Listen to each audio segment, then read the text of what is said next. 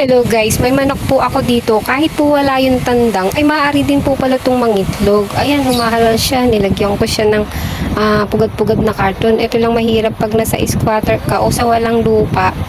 Ayan, puro bakal at simento ang natatapakan mo. Wala silang makakahigan. Tulad nito, binusan ko ang pinto para mahanginan at masinagan ng konting araw. Ayan, gusto niya mangitlog. Kaya lang binutas-butas niya, kinahig-kahig niya yung buhangin nilagay ko. Napupunta sa kanan. Sige lang. Basta lagyan niya lang lagi sila ng mga kahit mainuman sa gilid. Pero dito siya nga nag-i-stay, nagkakahigan. Kung napapansin niyo po, may tali po siya sa paa. Kasi baka mawala kaya tinali ko siya tuloy. Para tuloy siyang aso or pusa na sa bagay pusa galat, marunong pumalik. Ito kasi, takaw-nakaw. Minsan kami nag-alagat, hindi, tinanggal ko siya sa tali, hindi ko na po talaga siya tinali. Abay, nawala. Hindi na napansin kung saan napunta.